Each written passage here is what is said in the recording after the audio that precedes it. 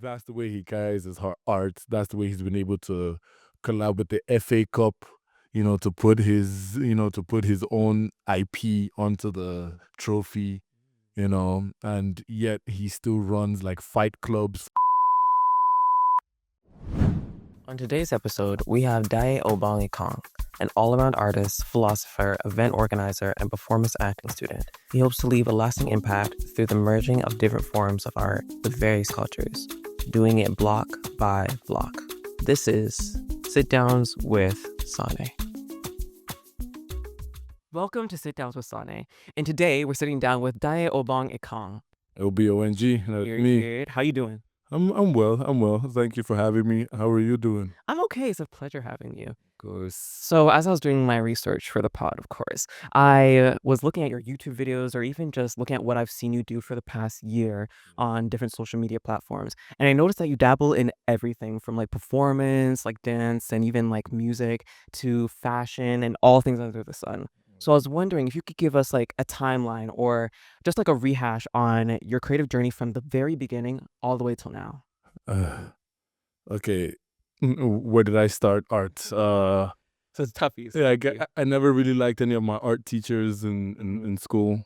Like in Nigeria, performance wasn't really a big thing. It wasn't heavily invested in school. So we didn't have too many clubs either. So like I only grew up really enjoying it by watching it online, and I made YouTube videos and then I used to make skits and whatever just came to my mind. So that was like my first form of like expression. Now that I look back at it, YouTube was almost like my journal in a sense. I would just turn on the camera and just chat whatever I wanted to. I would think of all the videos on the spot, and only since I came to Canada did I actually get the opportunity to like go into performance properly, and actually have a stage and create one myself too. You know what I mean? For sure. Yeah. And when did you come to Canada? Like, what exactly was that first Oh, opportunity? okay. Canada. This was January 2023. Oh, okay. So pretty recent. So 3 years. It was my 3-year anniversary a few weeks ago in January. Okay. So yeah, and that was just I went to Winnipeg first. I did a year and a half in Winnipeg before I came to Toronto, and that was for school. Yeah. Like better opportunities here in Canada. Why not? Yeah, no, I definitely understand the artists being underfunded. I feel like that's a common theme with all artists is that we're kind of put on the back burner. And I know recently you've been starting to more refer to yourself as an event planner. Right. And the main way that and I've been seeing that in abstract. So could you give us a rundown of what exactly abstract is and your just journey doing that? Okay, so abstract on its own. Okay, I'll give this on this podcast. It's almost just like my excuse to have something that doesn't allow me need to be one thing exactly. So it's one thing that represents all. All right. So it is an event organization, but then it is also the means at which I paint under. It's also the means at which I want to create films too. So it'll be its own like production thing, but then it's abstract. It's not me anymore, but it's like it's my extension. Oh, okay. A completely different world on its own where it's not held by any bounds, right? You just know it's abstract, whether it be a film, event, a painting, but you just know it's an abstract work. You know what I mean? For sure. No, I think that's beautiful.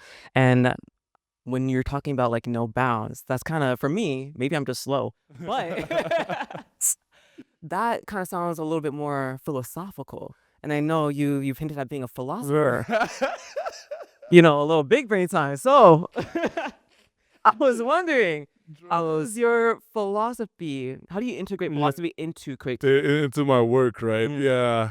Uh, uh, I think I do it in the way of not aiming for perfection in a lot of it. Like I am very okay with showing work even though it's not 100% done yet, Like recently, I found myself being able to, okay, just maybe go up to a close friend of mine and be like, hey, check out this thing I'm working on. I haven't finished it yet. This is just a raw idea. And check it out. What are you saying about it, And still have that just come as the work. It will build eventually, you know. And I think that's just the way it is. Many people have been fixated on needing to do it, and that works, Yeah. you know. But for me, I would just choose a way of go with it, and it would come together. It's not as if you're just going with the flow, because I don't want to say going with the flow it's typical too cliche, but essentially there's a sort of freedom into the structure. You know what I mean? No, could you expand on that a Okay, little and bit to more? expand on that, Mhm. that would be to I've created this set of guidelines that I would work under, but I'm not under like a strict, okay, it must be like this, Oh, it must be like that, gotcha. you know, Okay. it must look like this, or it must go this certain way, right? I don't have a specific time where I would choose to paint. I don't have a specific season where I'm working on events only.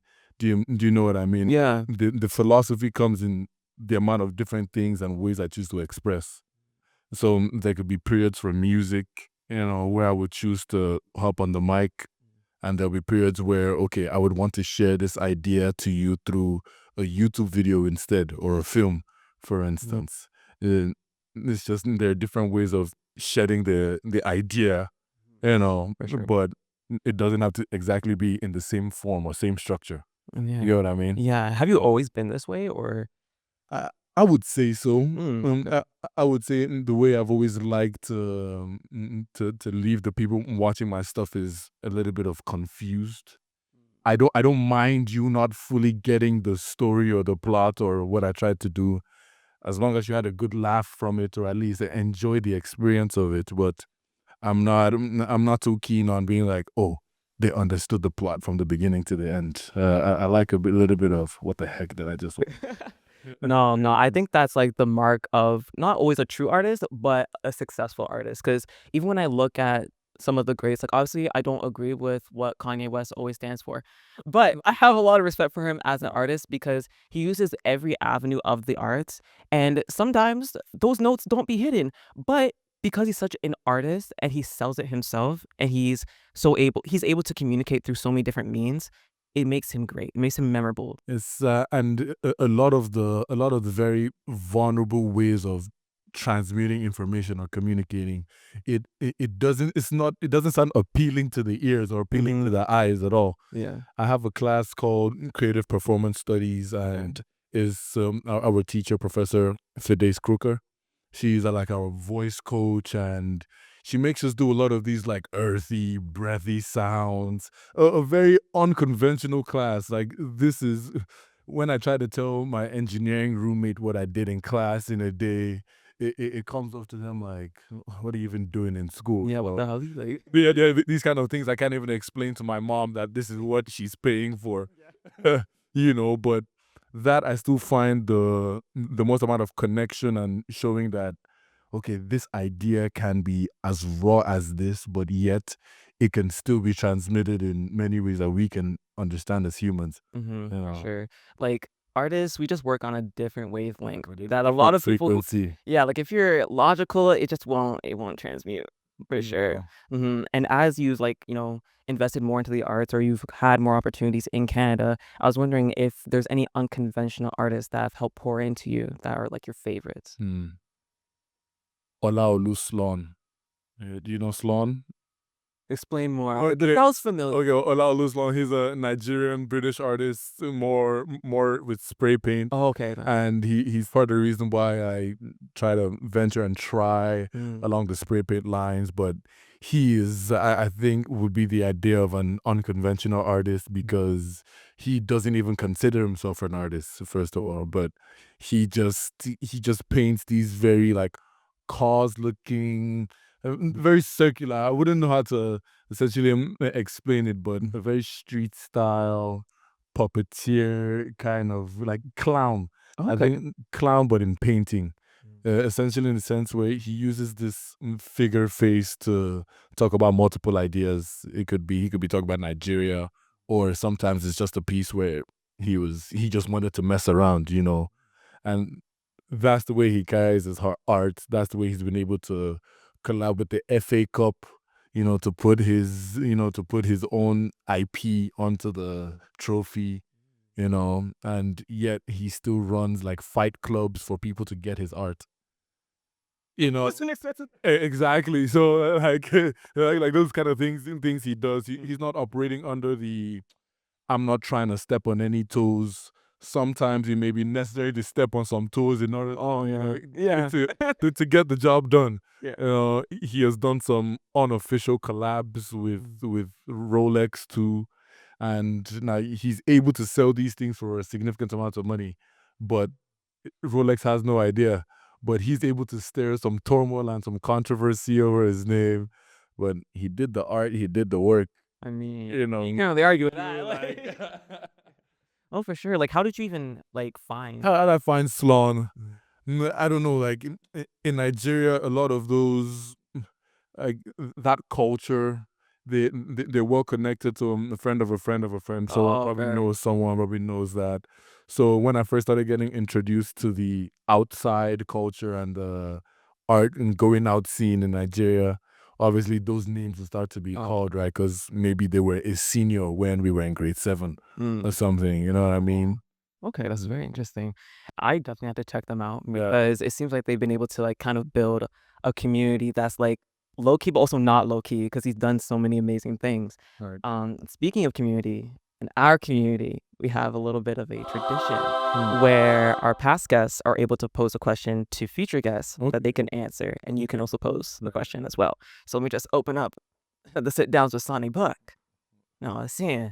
Go to our SANE Bible. And then go to our latest question. You have the honor of reading and answering. Okay. You could be the last one. Yeah. What has been the highlight of your career so far? Wheels are turning. I gotta think hard about this. It's all good. Because there are many moments. Maybe the top 3. Okay. In grade 12, I ran a fashion show in my school. It was called the Unique Fashion Show.